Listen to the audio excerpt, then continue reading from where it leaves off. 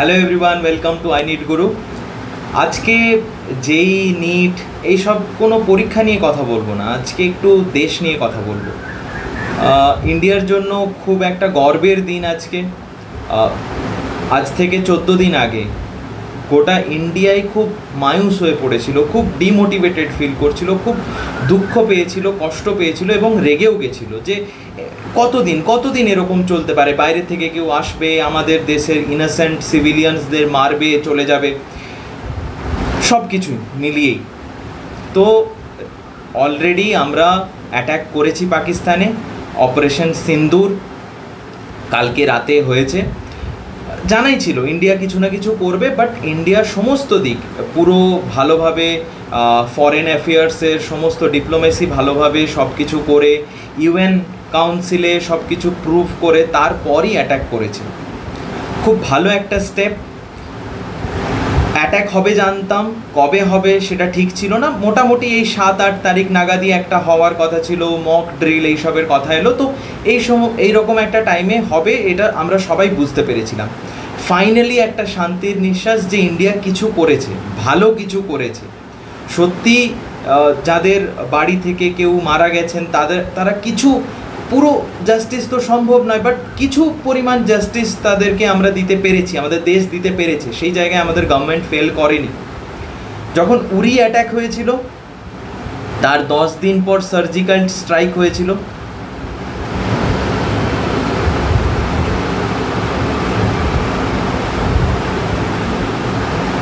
যখন পুলওয়ামা অ্যাটাক হয়েছিল 14 ফেব্রুয়ারি, black day ইন্ডিয়ার,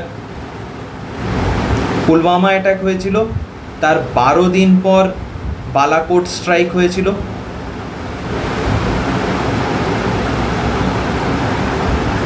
আর এখন পেহেলগাম অ্যাটাক হলো, তার 14 দিন পর সিন্দুর স্ট্রাইক ইন্ডিয়া পাকিস্তানের ওপর করলো। কিন্তু আগের যে দুটো সার্জিক্যাল স্ট্রাইক হোক, বালাকোট স্ট্রাইক হোক, পাকিস্তান সবসময় একটা জিনিস কি করতো, যে হয়নি, এরকম কিছু হয়নি, নিজেদের প্রোপাগ্যান্ডা সব কিছু চালাতে আরম্ভ করলো। বাট এইবার ইন্ডিয়া ওই জায়গাটাতে ফুল প্রুফ একদম প্ল্যান করেছিল। এয়ারফোর্স, নেভি, আর্মি একসঙ্গে সিঙ্ক্রোনাইজ করে অ্যাটাক করেছিল। অ্যাটাকটা কোন সময় হয়, অ্যাটাকের ডিটেলসগুলো যদি একটু বলি। রাত 1:05 সময়, 1:05 থেকে 1:30 মধ্যে অ্যাটাক হয়েছিল। এখানে সিঙ্ক্রোনাইজেশন ছিল, আর্মি ছিল, এয়ারফোর্স, মিরাজ 2000 যে সিরিজ আছে সেই সিরিজের সমস্ত fighter jets cover up, backup দিচ্ছিল। এয়ারফোর্স এখানে ছিল, নেভি ছিল। নেভি কিভাবে হেল্প করছিল, INS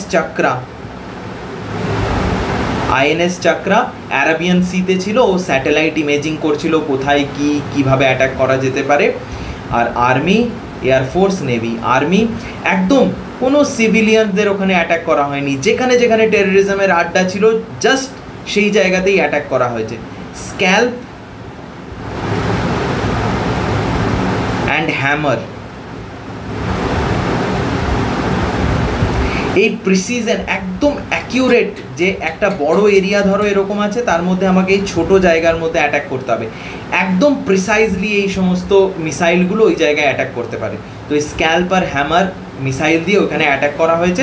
just 25 minutes Indian army, navy এবং এয়ারফোর্স একসঙ্গে কাজ করেছে এবং এই জায়গাগুলোতে, এই 9টা জায়গাতে অ্যাটাক করেছে। এবার 9টা জায়গার মধ্যে এই যে বাকি পুরো 8টা জায়গা দেখো এলওসির কাছাকাছি, বাট এই জায়গাটা সবচেয়ে বেশি ইম্পর্টেন্ট। ভাওয়ালপুর পাঞ্জাব প্রভিন্সে পড়ে, পাকিস্তানের পাঞ্জাব প্রভিন্সের মধ্যে পড়ে ভাওয়ালপুর। এটা হচ্ছে টেররিজমের একদম গড়, টেররিজমের একদম মেন জায়গা।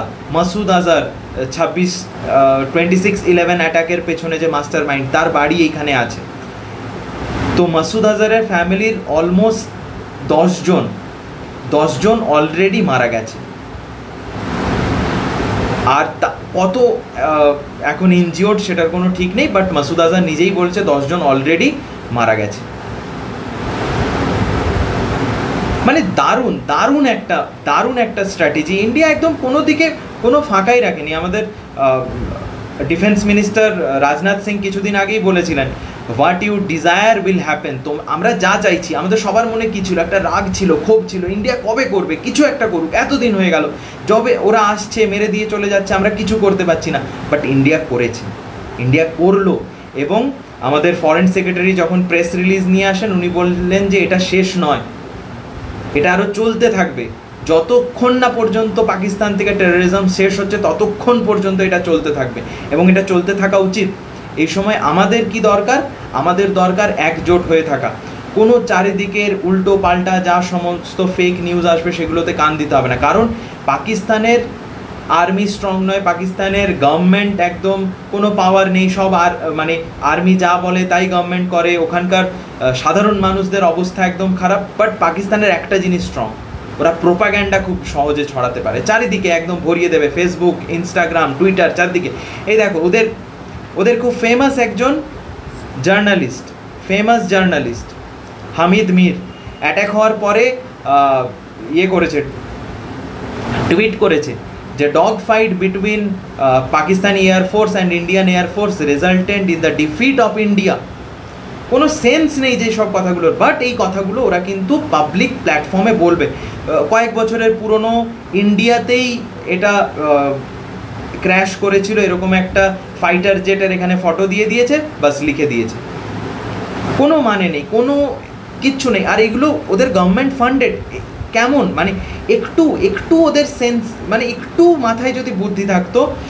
তার কিছুক্ষণ আগে ইসলামাবাদ, মানে পাকিস্তানের ক্যাপিটাল, ওখান থেকে ওরা অফিসিয়াল প্রেস রিলিজ বের করেছে যে ইন্ডিয়ার কোনো ফাইটার জেট পাকিস্তানি এয়ার স্পেসে ঢোকেনি। আর এখানে লিখে দিয়েছে dog fight between Pakistan air force and Indian air force.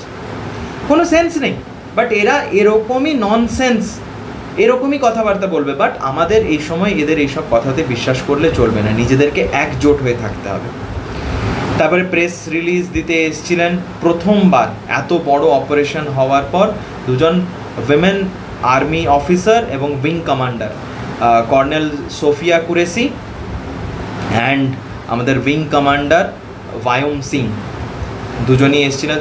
দুজন অনেক এক্সপিরিয়েন্স। ভায়ম সিংয়ের কাছে মোর দেন 2500 আওয়ার্সের ফ্লাইট এক্সপিরিয়েন্স আছে। উনি হেলিকপ্টারের পাইলট, আর ইনি আর্মির কর্নেল, আর ইনি আমাদের ফরেন সেক্রেটারি নিজেই বললেন যে আমাদের এই অপারেশন এটা কিন্তু শেষ নয়, এটা চলতে থাকবে যতক্ষণ না পর্যন্ত টেরোরিজমকে আমরা শেষ করছি। আর এই ফটোটাই অনেক কিছু আমাদের কাছে দেখাচ্ছে, অনেক কিছু, এই ফটোটাই আমাদের কাছে অনেক কিছু পোর্ট্রে করছে। কারণ এই যে টেররিস্টরা এসছিল, জাতি জিজ্ঞেস করে, ধর্ম জিজ্ঞেস করে ইনোসেন্ট মানুষদেরকে মেরেছিল, এদের ইচ্ছে কী ছিল? যে ইন্ডিয়া যেটা তার নিজের ডাইভার্সিটির জন্য পপুলার, ইউনিটি ইন ডাইভার্সিটি, এটাই ইন্ডিয়ার পরিচয়, সেই ইউনিটিটাকে নষ্ট করার জন্য ওরা এসেছিল। এখানে বিভিন্ন দাঙ্গা বাঁধানোর জন্য এসেছিল, কমিউনাল রায়টস, তারপর বিভিন্ন ধরনের যা প্রবলেমস ইন্ডিয়াতে ক্রিয়েট করার জন্য ওরা এসেছিল। বাট ওদের শুধুমাত্র যে আর টেরর ক্যাম্প, ওগুলো শুধু নষ্ট হয়নি, এই ইমেজ ওদের মনোবলকেও ভেঙে দেবে।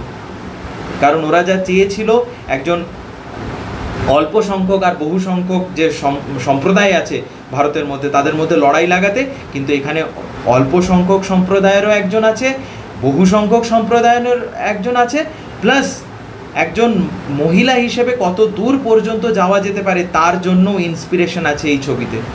খুব ইম্পর্ট্যান্ট এই, মানে যিনি এই ডিসিশনটা নিয়েছেন যে আজকে কর্নেল সোফিয়া কুরেশি আর ভায়ম সিং, ইনারা দুজন প্রেস কনফারেন্স অ্যাটেন্ড করবেন, স্যালিউট তাদেরকে। এই 9টা জায়গাতে অ্যাটাক হয়েছে। আর আরেকটা মেজর ডেভেলপমেন্ট কি আছে, আমাদের প্রাইম মিনিস্টার মোদির যে ইউরোপ ভিজিটগুলো ছিল, এই সময় নরওয়ে, ক্রোয়েশিয়া অ্যান্ড নেদারল্যান্ডসে ওনার ভিজিট ছিল। এই দেশের এই অবস্থার জন্য উনি এখন ওগুলো ক্যান্সেল করেছেন, ওগুলো পোস্টপোন করা হচ্ছে। এই সময় আমাদের কি করণীয়? সরকার যা বলবে, ওটা মেনে চলা। এখন দেশকে একসঙ্গে থাকতে হবে, আমাদেরকে একজোট হয়ে থাকতে হবে, যাতে বাইরের কোনো শক্তি আমাদেরকে না আলাদা করতে পারে। বাইরের আর্মির সঙ্গে তো আমাদের আর্মি লড়বে, সেটা তো বাইরের টেররিস্টদের সঙ্গে আমাদের আর্মি লড়বে, বাট ভেতর থেকে আমরা ইন্টারনালি আমাদের দেশ যেন অনেক স্ট্রং থাকে। এটাই একমাত্র যারাই আমার ভিডিওটা দেখছো সবার কাছে আমার এই একটাই অ্যাপিল, দেশকে ইন্টারনালি ভাঙা যাবে না। এক্সটার্নাল আমাদের আর্মি অনেক স্ট্রং, 4th লার্জেস্ট মিলিটারি আমাদের, আমরা যে কারোর সঙ্গে লড়াই করতে পারি, বাট ইন্টারনালি যদি আমাদের দেশ উইক হয়ে পড়ে সেটার সঙ্গে কিন্তু আমাদের আর্মি লড়াই করতে পারবে না, সেটার সঙ্গে কেউ লড়াই করতে পারবে না। তো আমাদের দেশকে ইন্টারনালি স্ট্রং থাকতে হবে। ওকে, আর বেশি কিছু বলবো না। জয় হিন্দ, সবাই ভালো থেকো।